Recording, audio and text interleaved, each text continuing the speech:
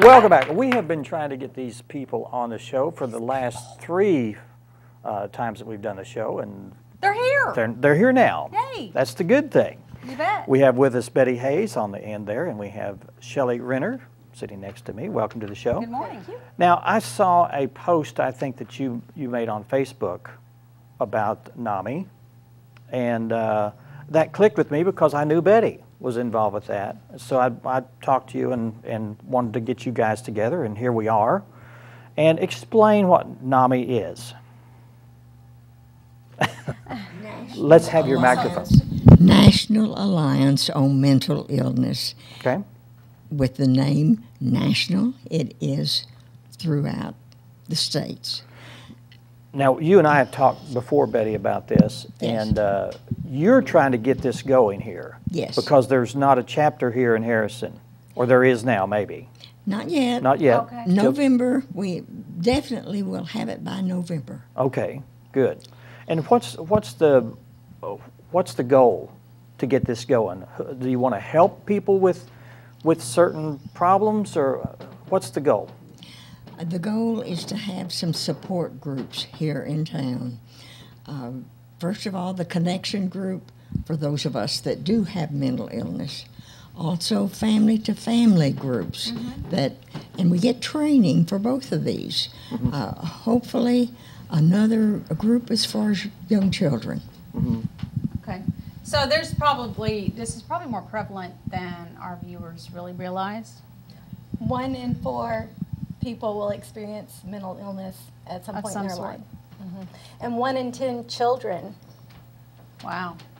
That's a So, big and number. early intervention is very important. And I would assume that a lot of this has outside effects like bullying and outside stimuli to cause this, or is It's this a very complex. It's It can be very complex. complex. There's early signs a lot of times, and it does help if it's caught early and treated early, because stress plays a big part in it. Stress management, I think. Well, and if there's not the resource for people to talk with someone, they might not pick up on the fact that this is an issue at all. Right. Within their own family or friends or whatever. Right. So it's very odd. Whenever it happens to you, or your family, it's a very odd feeling, and you don't really know what's going on. And or whenever where it to turn even. where to turn. Whenever it happened to me, my son about 1.5 years ago started experiencing some very serious signs of serious mental illness, and it was just like something I'd never seen before.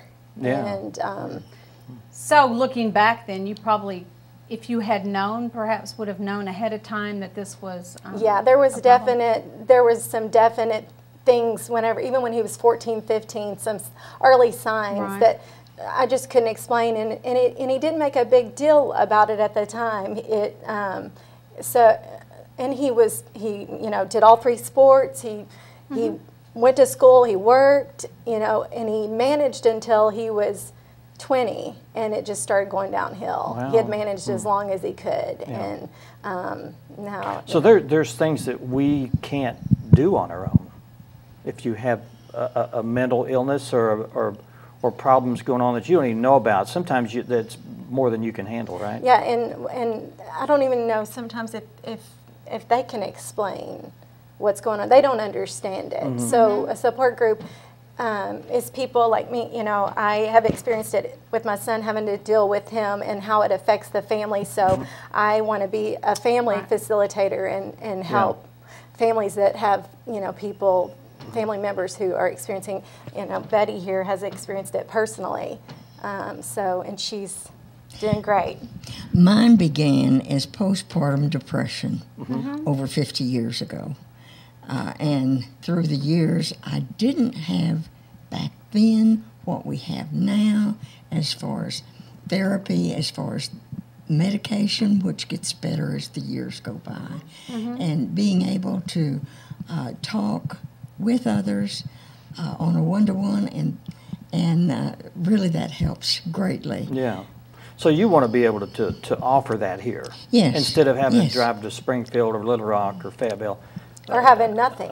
Or having nothing, Right. yeah. Yes.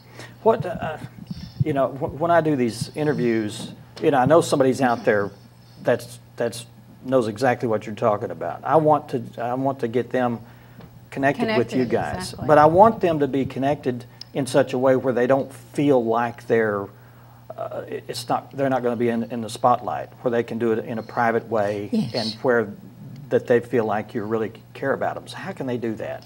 With these support groups that we're forming now, and we hope by having training in order to be the facilitator, that will come before November. That's our goal. Training is the goal in November. So if someone is interested in becoming a facilitator that has experienced mental illness themselves and is going through the healing process and wants to help other people, they can go to this training and become a facilitator. Same way with somebody that has a family member that, or you know, just a support. It doesn't have to be family. If you're a close friend, you know, that has helped somebody with mental illness, then you know, if you have an interest in that, then Is there any funding to help with any of this?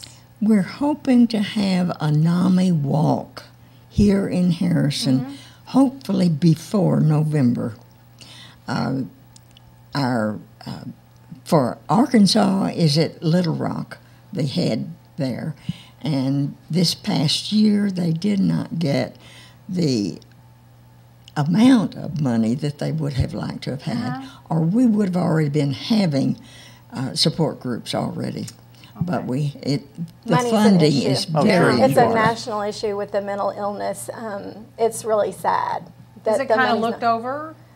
Do you know what I mean? Or is There's it, two, it's my understanding, there's two bills in Congress right now that are just sitting there. One Republican has one and a Democrat. And so I don't know what the holdup is. There's not enough beds in the mental facilities. It's just a nationwide problem. It was really hard just to find somebody here. There's not even a psychiatrist here. And psychiatrists are usually the ones that have to prescribe the medicine for these people. So it's very frustrating. I'm sure it is. Well, let's see if we can get some reaction from our viewers, and maybe they can call you. Yes. We've got a contact number, I think. If you guys Yes. would bring that up one more time before the end of the show, and we'll have more information too at the end of the show. But they can contact you guys, and maybe you can start getting those sessions together, and you can meet and have that support group going on. And we want to know about your walk. So when you get that Yeah, please come back. nailed down, let us know We'll about publicize it very greatly. that. Yeah. Will you come back on and talk about it, Yeah. okay? When, Yes, when you've yes. got it. And we're very hopeful. We're very hopeful for the future. I just want to put that in there, Okay. you know, because it's really disheartening sometimes, but we are hopeful. Well, I think, Raising awareness helps. yeah. And we Yeah. thank you for what you're doing for us by publicizing this. Yes. Well, Thank you. all we can do is expose the light here about the problem, and hopefully the people that are watching the show will at least take an interest. And if you are interested and don't have the information that you want, give us a call here at the station, and we'll try to point you in the right direction. Thank you guys Thank very much for you. being here. And I think we're pretty much out of time. We I are. want to thank you for being here again this week. Now just throw these things around. I know. Not who you think you are, but okay.